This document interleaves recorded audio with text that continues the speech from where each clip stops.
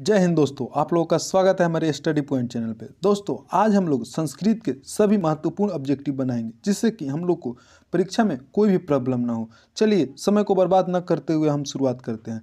पहला क्वेश्चन, हम लोग का पहला क्वेश्चन बोल रहा है दोस्तों, उपनिषद के रचनाकार कौन है? दोस्तों, उपनिषद के रचनाकार महर्षि वेद व्यास है, इसीलिए हम लोग का ऑप्शन नंबर सी सही होगा।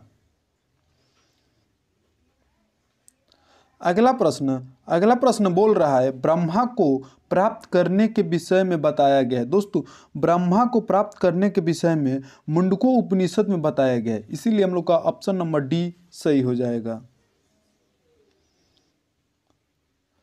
अगला प्रश्न बोल रहा है, देवलोक का मार्ग किससे प्राप्त होता है? दोस्तों, देवलोक का मार्ग सत्य से प्राप्त होता है, इसीलिए हम लोग का ऑप्शन नंबर ए सही।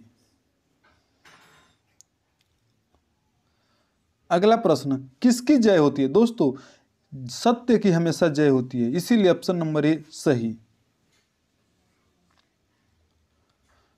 अगला प्रश्न, सत्यम से क्या प्राप्त होता है? दोस्तों, सत्यम से देवलोक प्राप्त होता है, इसीलिए ऑप्शन नंबर सी सही। अगला प्रश्न, बहती नदी कहाँ मिलती है? दोस्तों, बहती नदी हमेशा समुद्र में मिलती है, ऑप्शन नंबर सी सही। अगला प्रश्न, जंतु के हृदय रूपी गुफा में क्या स्थित है? दोस्तों, जंतु के हृदय रूपी गुफा में तत्व स्थित है, ऑप्शन नंबर ए सही। अगला प्रश्न, अणु से छोटा कौन है? दोस्तों, अणु से छोटा आत्मा है, ऑप्शन नंबर बी सही। अगला प्रश्न, मंगलम पाठ में कितने मंत्र संकलित है? दोस्तों, मंगलम पाठ में 5 मंत्र संकलित है, ऑप्शन नंबर सी सही। अगला प्रश्न, मंगल पाठ के रचनाकार कौन है? दोस्तों, मंगल पाठ के रचनाकार महर्षि वेद व्यास हैं, ऑप्शन नंबर सी सही। अगला प्रश्न, मृत्यु को वश में कौन कर लेता है? दोस्तों, मृत्यु को वश में विद्वान कर लेता है, इसीलिए ऑप्शन नंबर सी सही। अगला प्रश्न, किसकी जय होती है? दोस्तों, सत्य की जय होती है, ऑप्शन नंबर ए सही। अगला प्रश्न, किसकी जय नहीं होती है? दोस्तों, असत्य की जय नहीं होती है, इसीलिए हम लोग का ऑप्शन नंबर बी सही। अगला प्रश्न, उपनिषद में किस महिमा का वर्णन किया है? दोस्तों, उपनिषद में परम पुरुष का वर्णन किया गया है, ऑप्शन नंबर डी सही।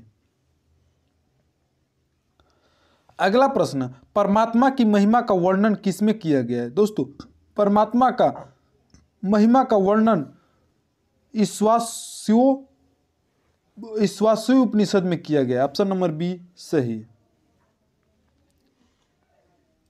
अगला प्रश्न, आत्मा के गुण रहस्य की किसमें व्याख्या की गई है?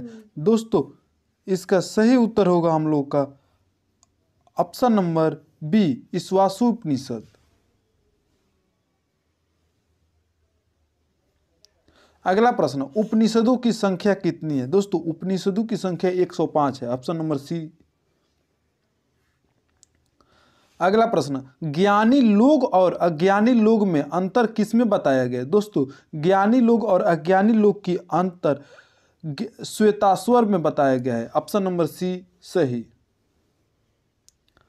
अगला प्रश्न, सत्य का खजाना कहाँ है? दोस्तों, सत्य का खजाना देवलोक में है, ऑप्शन नंबर सी। अगला प्रश्न, सत्य का मुख किससे ढका हुआ है? सत्य का मुख हिरण्य पात्र से ढका हुआ है, ऑप्शन नंबर डी सही। चलिए दोस्तों, अब दूसरा पार्ट पाटलिपुत्र वैभव से हम लोग ऑब्जेक्टिव देखते हैं। पहला प्रश्न, पाटलिपुत्र किस की राजधानी है? दोस्तों, पाटलिपुत्र बिहार की राजधानी है, ऑप्शन नंबर ए सही। अगला प्रश्न, महावीर मंदिर कहाँ स्थित है? दोस्तों, महावीर मंदिर पटना में स्थित है, ऑप्शन नंबर सी सही। अगला प्रश्न, कौमुदी महोत्सव कहाँ मनाया जाता था? दोस्तों, कौमुदी महोत्सव पाटलिपुत्र में मनाया जाता था, ऑप्शन नंबर सी सही। अगला प्रश्न, नगर की पालिका देवी कौन है? दोस्तों, नगर की पालिका देवी पटन देवी है, ऑप्शन नंबर सी।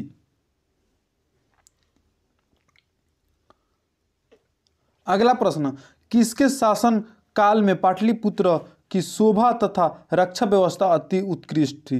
दोस्तों इसका सही उत्तर होगा हम लोग का option number B, Chandragupta Maurya. अगला प्रश्न, पाटलिपुत्र का नामांतरण क्या है? दोस्तों पाटलिपुत्र का नामांतरण ऑप्शन नंबर डी, कुसुमपुर है। अगला प्रश्न, चंद्रगुप्त किस वंश का संस्थापक था? दोस्तों चंद्रगुप्त मौर्य वंश का संस्थापक था। ऑप्शन नंबर ए सही। अगला प्रश्न, कूटनीमता के रचनाकार कौन है? दोस्तों इसका सही उत्तर होगा हम लोग का ऑप्शन नंबर बी, दामोदर गुप्त। अगला प्रश्न बोल रहा है, सिखों के 10वें गुरु कौन थे? दोस्तों सिखों के 10वें गुरु गुरु गोविंद सिंह थे। ऑप्शन नंबर ए सही। अगला प्रश्न, पाटलिपुत्र का बुद्ध काल में क्या नाम था? दोस्तों पाटलिपुत्र के बुद्ध काल में हम लोग का पाटलीग्राम नाम था, इसीलिए ऑप्शन नंबर सी सही।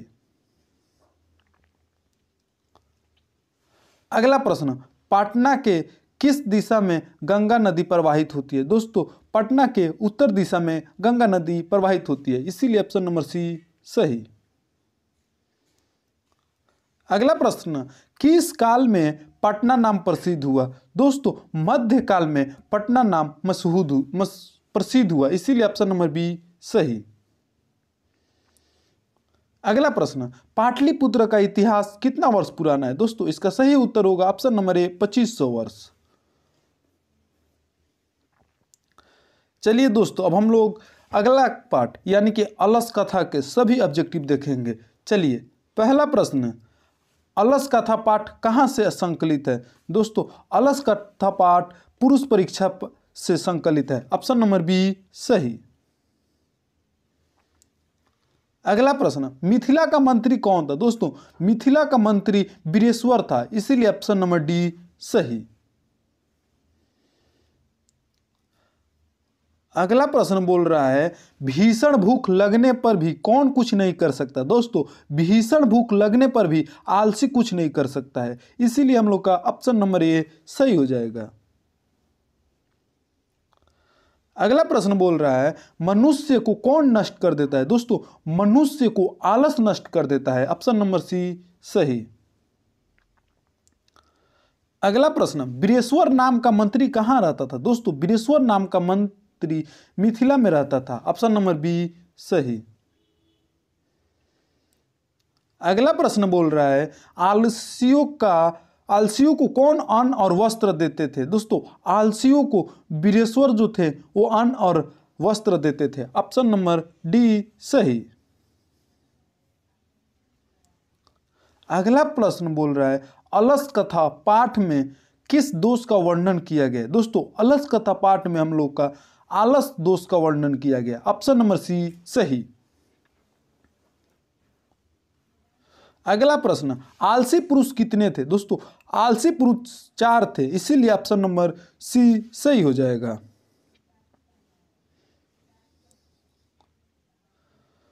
अगला प्रश्न, आलस कथा पाठ के लेखक कौन है? दोस्तों आलस कथा पाठ के लेखक विद्यापति जी हैं, ऑप्शन नंबर ए सही।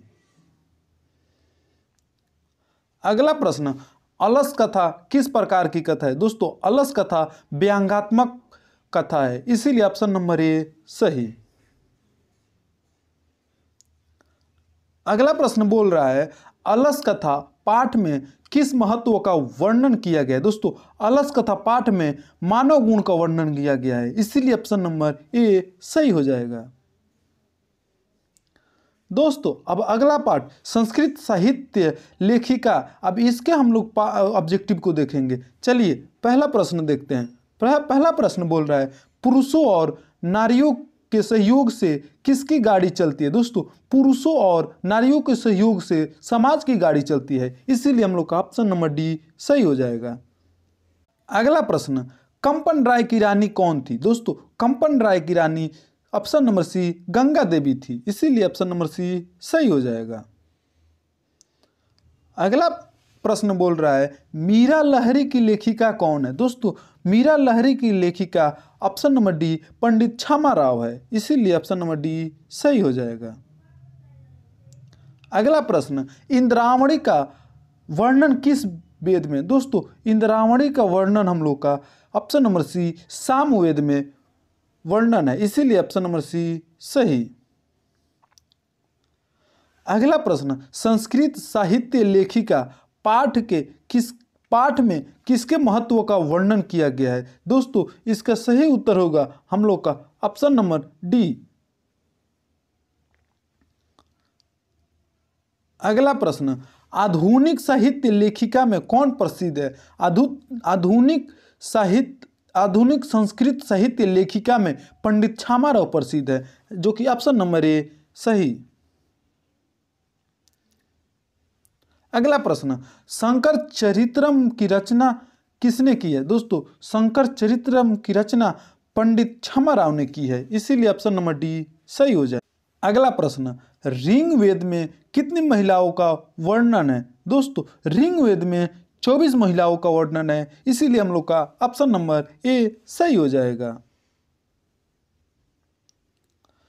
अगला प्रश्न बोल रहा है लौकिक संस्कृत साहित्य में 40 कवयित्रियों में प्रथम कल्पा कौन थी। दोस्तों इसका सही उत्तर होगा हम लोग का ऑप्शन नंबर बी विजयांका।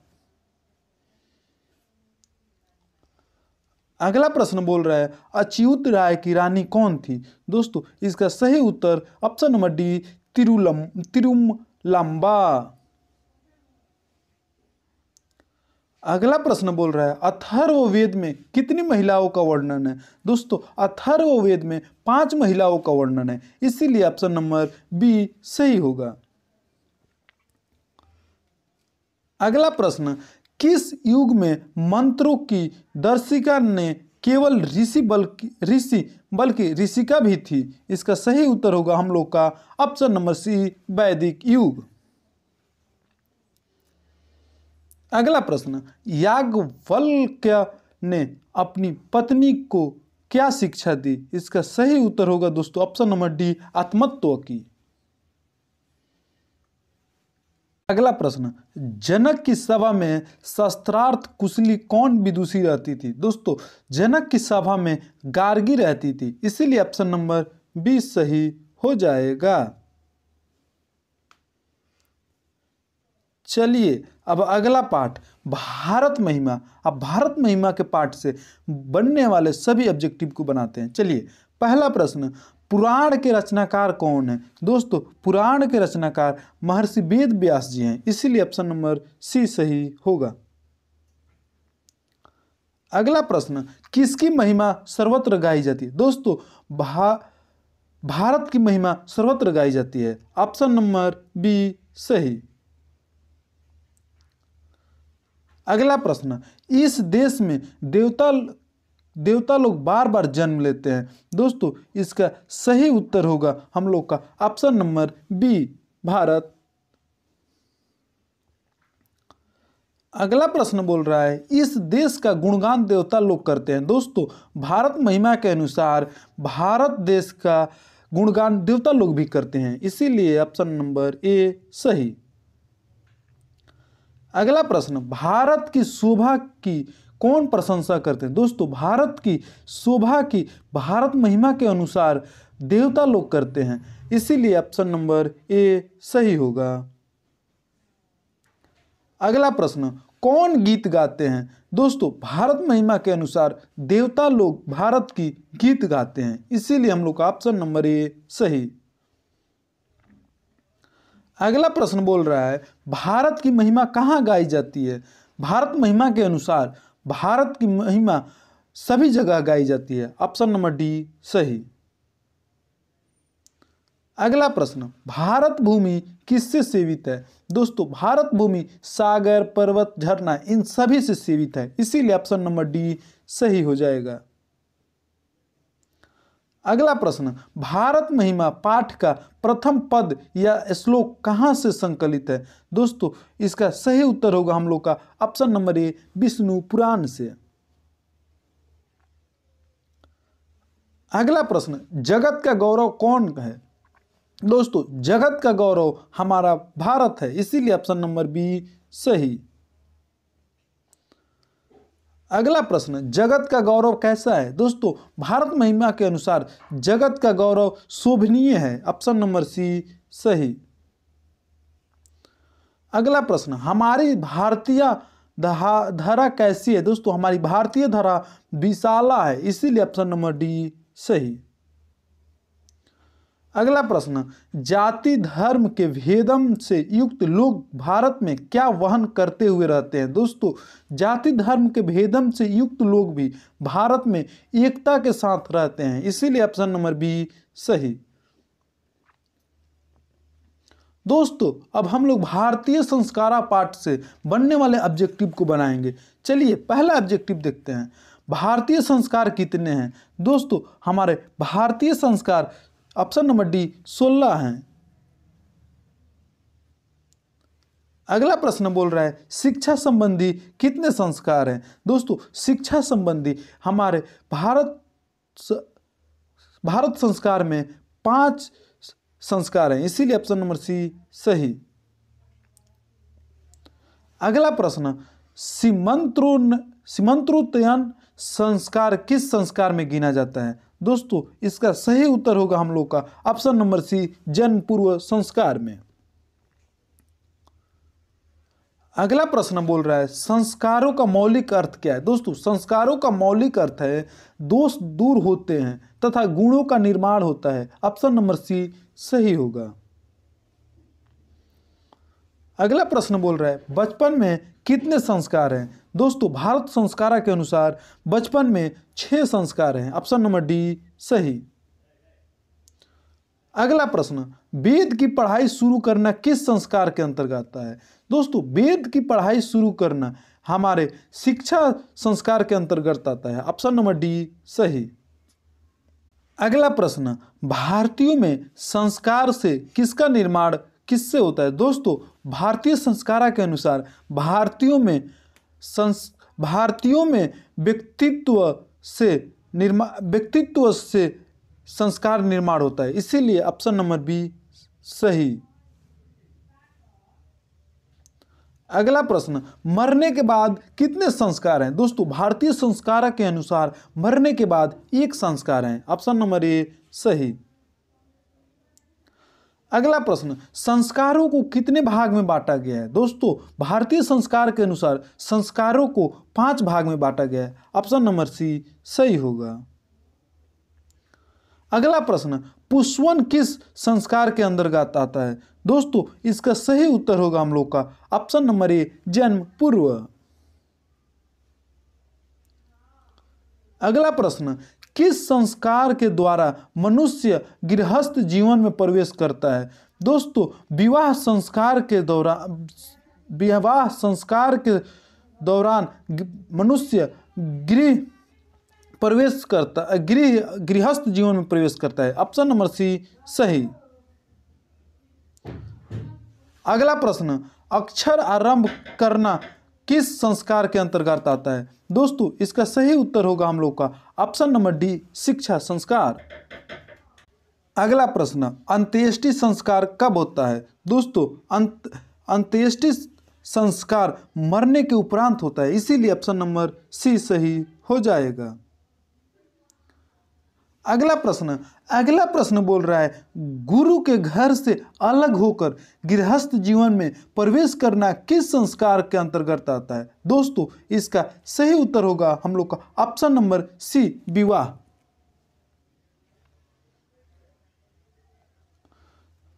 अगला प्रश्न बोल रहा है सप्तपदी किस संस्कार के अंतर्गत आता है? दोस्तों सप्तपदी विवाह संस्कार के अंतर्गत आता है, इसीलिए ऑप्शन नंबर सी सही हो जाएगा। अगला प्रश्न, भारतीय संस्कृति का परिचय किससे मिलता है? दोस्तों भारतीय संस्कृति का परिचय भारतीय संस्कृति के अनुसार संस्कारों से मिलता है, इसीलिए ऑप्शन नंबर सी सही हो जाएगा। अगला प्रश्न, नामकरण किस संस्कार के अंतर्गत आता है। दोस्तों नामकरण शैशव संस्कार के अंतर्गत आता है, इसीलिए ऑप्शन नंबर सी सही होगा। दोस्तों अगला पाठ नीति श्लोका। अब नीति श्लोका के पाठ से बनने वाले सभी महत्वपूर्ण ऑब्जेक्टिव को बनाएंगे। चलिए पहला प्रश्न, नीति श्लोक के रचनाकार कौन हैं? दोस्तों नीति श्लोक के रचनाकार महात्मा विदुर हैं, इसीलिए हम लोग का ऑप्शन नंबर ए सही हो जाएगा। अगला प्रश्न बोल रहा है किसके प्रश्न का उत्तर विदुर देते हैं? दोस्तों विदुर जो है धृतराष्ट्र के सभी प्रश्न का उत्तर देते हैं, इसीलिए ऑप्शन नंबर डी सही होगा।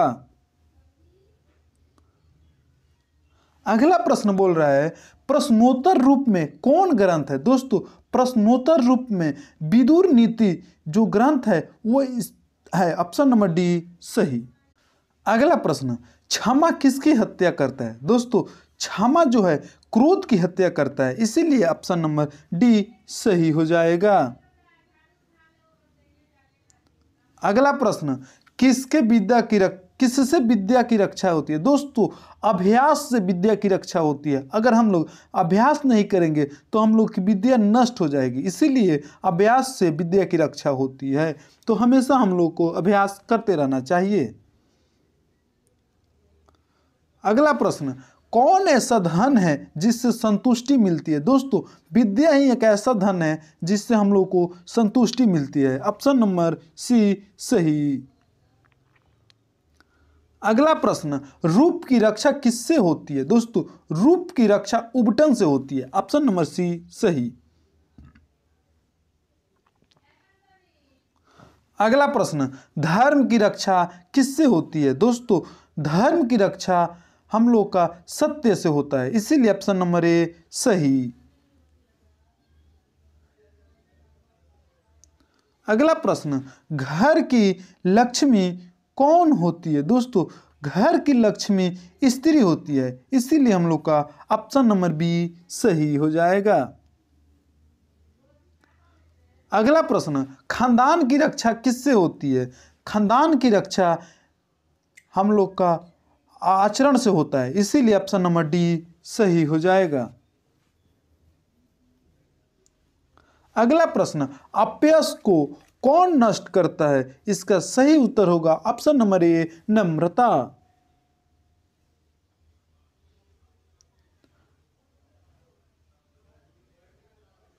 अगला प्रश्न, गरीबी को कौन समाप्त करता है? दोस्तों गरीबी को उद्योग समाप्त करता है, इसीलिए ऑप्शन नंबर बी सही हो जाएगा।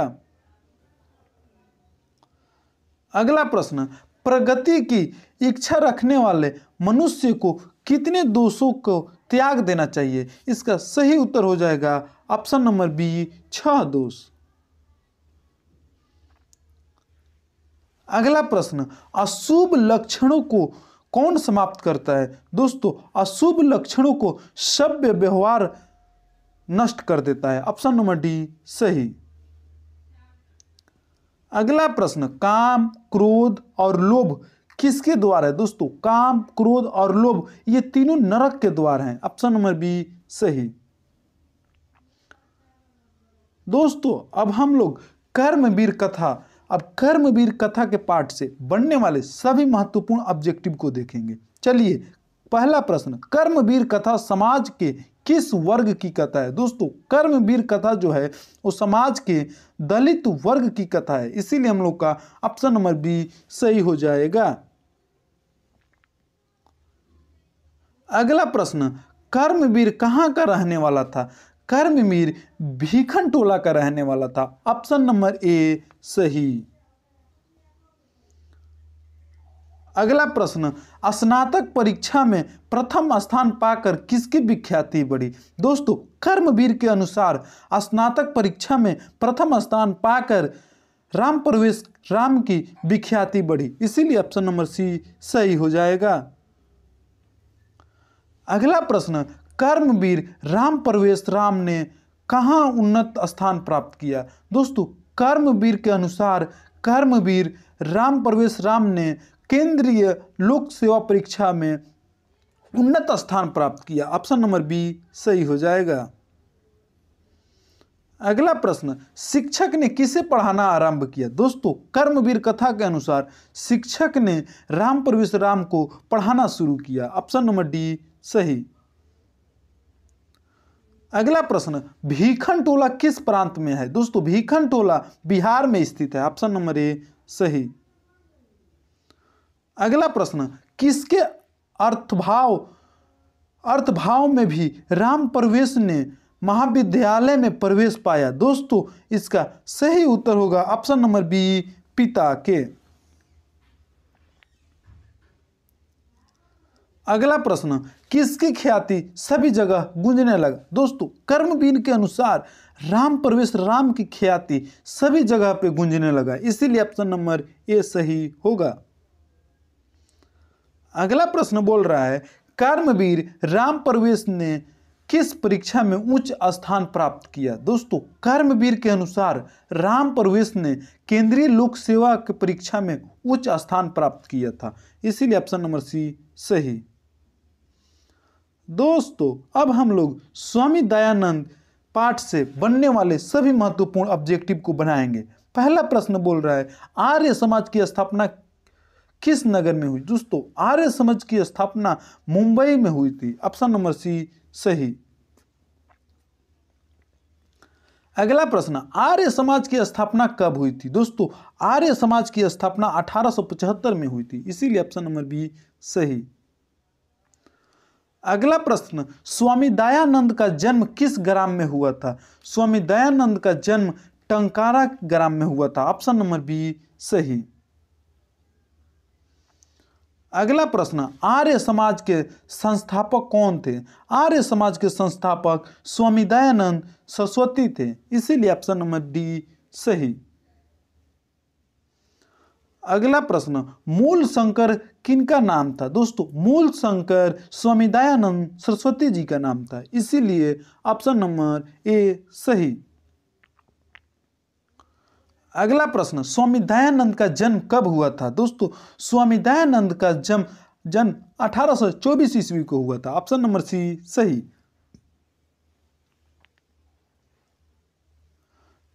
अगला प्रश्न, हिंदू समाज को छोड़कर किसने धर्मांतरण अपनाया? दोस्तों, दलित ने हिंदू समाज को छोड़कर धर्मांतरण अपनाया। ऑप्शन नंबर बी सही। अगला प्रश्न, स्वामी दयानंद का निधन कब हुआ था? दोस्तों, इसका सही उत्तर हो जाएगा हम लोग का ऑप्शन नंबर बी 1883।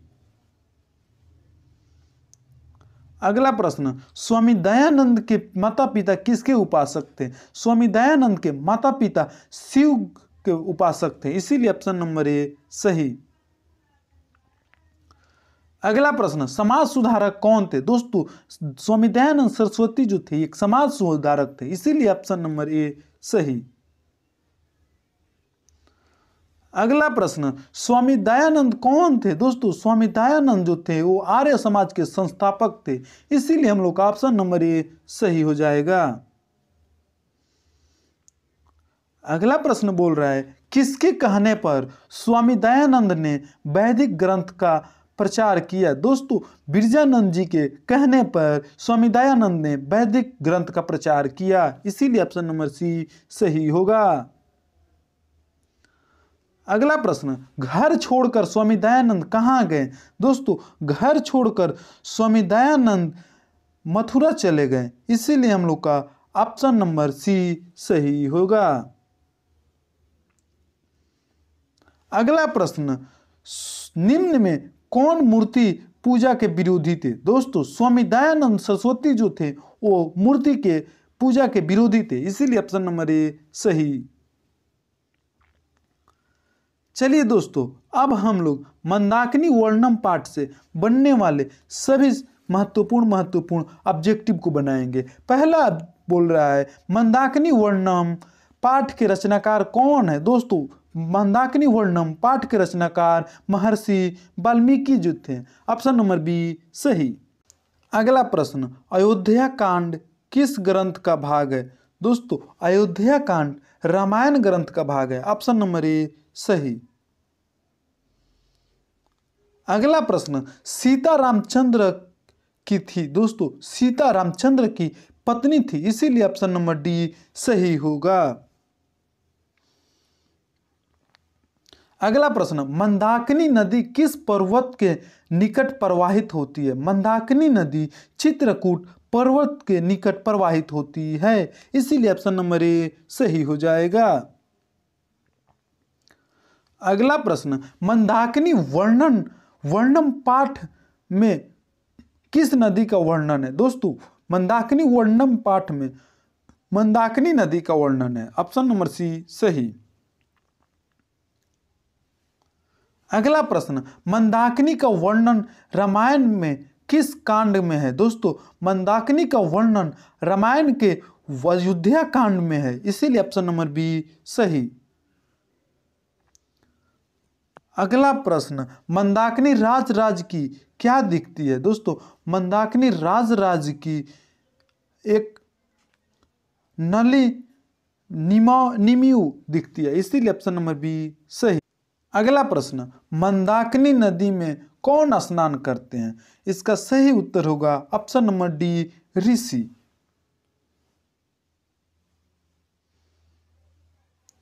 अगला प्रश्न, हंस सारस से सेवित विचित्र तटों वाली कौन है? इसका सही उत्तर हो जाएगा हम लोग का ऑप्शन नंबर सी मंदाकिनी।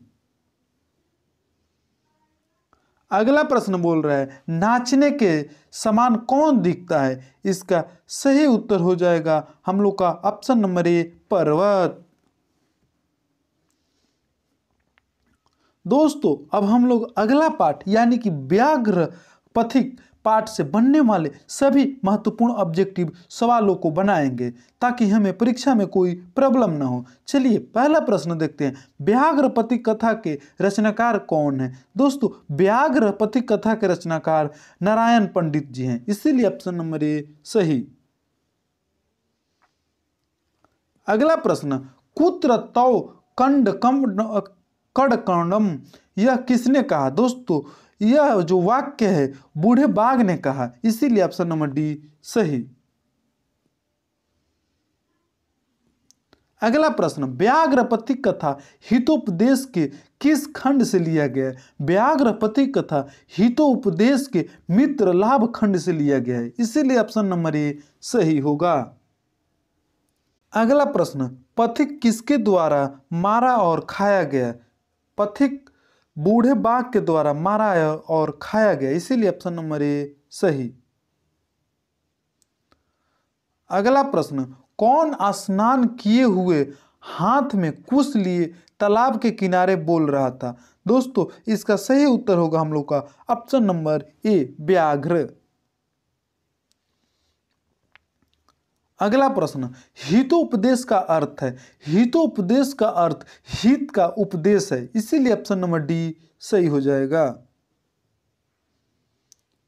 अगला प्रश्न, व्याघ्र के हाथ में क्या था? दोस्तों व्याघ्र के हाथ में स्वर्ण कंगन यानी कि सोने का कंगन था, ऑप्शन नंबर सी सही। अगला प्रश्न, पथिक कहां फंस गया? दोस्तों पथिक जो था वो कीचड़ में फंस गया, इसीलिए ऑप्शन नंबर सी सही। अगला प्रश्न, पथिक को किसने मारा? दोस्तों पथिक को व्याघ्र यानी कि बाघ ने मारा, ऑप्शन नंबर ए सही। अगला प्रश्न, व्याघ्र पथिक कथा से क्या दुष्परिणाम प्रकट होता है? दोस्तों व्याघ्र पथिक कथा से लोभ का दुष्परिणाम प्रकट होता है, ऑप्शन नंबर बी सही। अगला प्रश्न, क्रिया किसके बिना भार स्वरूप हो जाता है? दोस्तों क्रिया जो है वो ज्ञान के बिना भार स्वरूप हो जाता है, ऑप्शन नंबर सी सही होगा। अगला प्रश्न, कौन वंशहीन था? दोस्तों व्याघ्र पथिक कथा के अनुसार व्याघ्र जो था वो वंशहीन था, ऑप्शन नंबर ए सही। अगला प्रश्न, दुराचारी कौन था? दुराचारी जो था वो व्याघ्र था, इसीलिए हम लोग का ऑप्शन नंबर डी सही हो जाएगा। अगला प्रश्न, व्याघ्र पथिक कथा किस ग्रंथ से लिया गया है? दोस्तों व्याघ्रपति कथा हितोपदेश से लिया गया है, इसीलिए ऑप्शन नंबर बी सही होगा। दोस्तों अब हम लोग कर्णस्य दानवीरता इस पाठ से बनने वाले सभी महत्वपूर्ण प्रश्न को देखेंगे। पहला प्रश्न, कर्णस्य दानवीरता पाठ कहाँ से लिया गया? दोस्तों कर्णस्य दानवीरता पाठ कर्णभार से लिया गया, ऑप्शन नंबर बी सही होगा। अगला प्रश्न, सूर्यपुत्र कौन था? दोस्तों सूर्यपुत्र कर्ण था, ऑप्शन नंबर सी सही। अगला प्रश्न, महतराम भिक्षाम याचे ऐसा किसने कहा? दोस्तों महतराम भिक्षाम याचे ऐसा शक्र ने कहा, ऑप्शन नंबर ए सही। अगला प्रश्न, कर्ण किसके पक्ष में युद्ध लड़ रहा था? दोस्तों कर्ण जो था वो कौरव के पक्ष में लड़ रहा था, इसीलिए ऑप्शन नंबर ए सही होगा। अगला प्रश्न, भास के कितने नाटक है? दोस्तों भास के 13 नाटक है, इसीलिए ऑप्शन नंबर बी सही। अगला प्रश्न, दानवीर कौन था? दानवीर कर्ण था, इसीलिए ऑप्शन नंबर सी सही हो जाएगा। अगला प्रश्न, ब्राह्मण रूप में कौन प्रवेश किया? दोस्तों ब्राह्मण रूप में इंद्र भगवान ने प्रवेश किया, ऑप्शन नंबर ए सही। अगला प्रश्न, कर्ण किसका पुत्र था? कर्ण कुंती का पुत्र था, ऑप्शन नंबर ए सही। अगला प्रश्न, कर्ण किस देश का राजा था? कर्ण जो था वो अंग देश का राजा था, ऑप्शन नंबर ए सही। अगला प्रश्न, कवच और कुंडल किसके पास था? कवच और कुंडल कर्ण के पास था, इसीलिए ऑप्शन नंबर डी सही। अगला प्रश्न, कर्ण कवच और कुंडल किसको दिया? कर्ण जो था वो कंडल और कवच और कुंडल श्री इंद्र भगवान को दिया था, क्योंकि इंद्र भगवान ने ब्राह्मण के रूप में उससे मांगने के लिए आए थे। अगला प्रश्न, कर्ण के कवच कुंडल की क्या विशेषता थी? दोस्तों कर्ण के पास जो कवच कुंडल थी उसकी यह विशेषता थी कि उसे भेदा नहीं जा सकता था, इसीलिए ऑप्शन नंबर बी सही। अगला प्रश्न, कर्ण ने कवच कुंडल देने के पूर्व अनंत क्या देने की इच्छा प्रकट की? दोस्तों कर्ण ने कवच कुंडल देने से पूर्व श्री इंद्र भगवान से अपना सिर देने की इच्छा प्रकट की, ऑप्शन नंबर डी सही। अगला पाठ विश्व शांति। अब हम लोग विश्व शांति से सभी महत्वपूर्ण प्रश्नों को बनाएंगे। चलिए पहला प्रश्न, विश्व शांति पाठ में किस वातावरण का चित्रण किया गया है? दोस्तों विश्व शांति पाठ में अशांति के वातावरण का चित्रण किया गया है, इसीलिए ऑप्शन नंबर ए सही हो जाएगा। अगला प्रश्न, क्रिया के बिना क्या भार है? दोस्तों क्रिया के बिना ज्ञान का भार है, इसीलिए ऑप्शन नंबर डी सही। अगला प्रश्न, किसके बिना ज्ञान भार स्वरूप है? दोस्तों व्यवहार के बिना ज्ञान जो है भार स्वरूप है, इसीलिए ऑप्शन नंबर सी सही।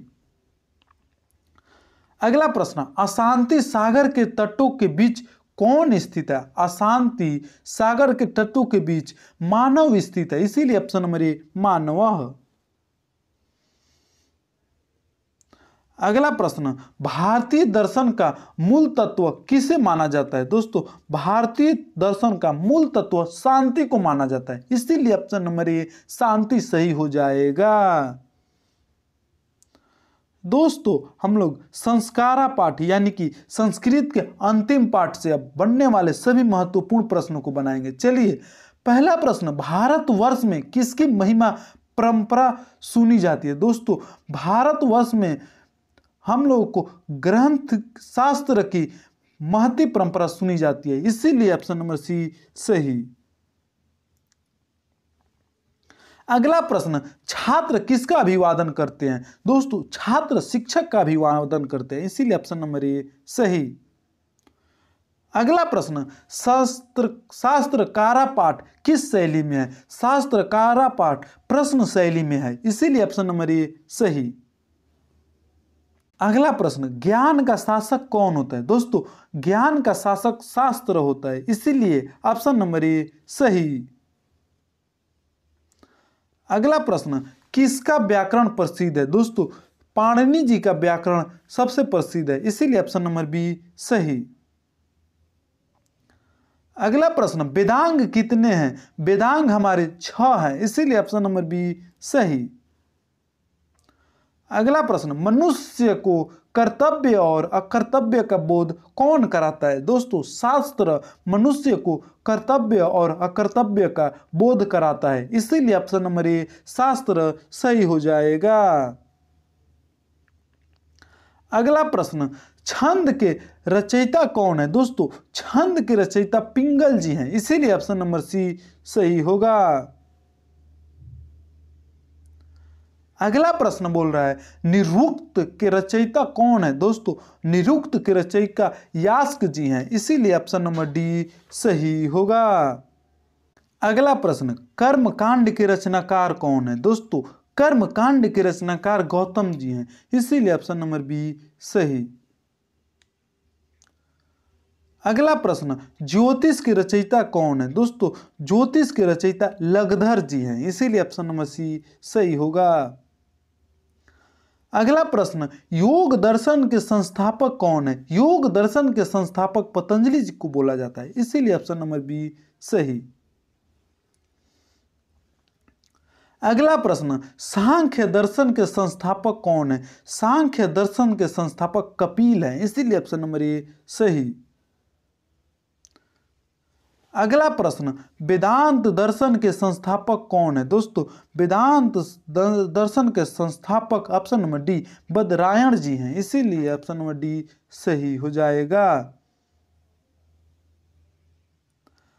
अगला प्रश्न, मीमांसा दर्शन के संस्थापक कौन है? मीमांसा दर्शन के संस्थापक जैमिनी जी को बोला जाता है, इसीलिए ऑप्शन नंबर डी। अगला प्रश्न, बृहत संहिता के रचनाकार कौन है? दोस्तों बृहत संहिता के रचनाकार ब्राह्महिर को बोलते हैं, इसीलिए ऑप्शन नंबर डी सही हो जाएगा। अगला प्रश्न, आर्यभट्टियानामा के रचनाकार कौन है? दोस्तों इसका सही उत्तर होगा ऑप्शन नंबर डी आर्यभट्ट। दोस्तों ये रहा संस्कृत के सभी पाठ के सभी महत्वपूर्ण प्रश्न। अब इससे बाहर दोस्तों एग्जाम में कोई भी नहीं आने की संभावना है, इसीलिए दोस्तों हम आप लोगों से कहेंगे कि संस्कृत के एग्जाम देने जाने से पहले एक बार यह वीडियो जरूर देख कर जाएं, जिससे कि आपको एग्जाम में कोई दिक्कत ना हो। दोस्तों जय हिंद, धन्यवाद।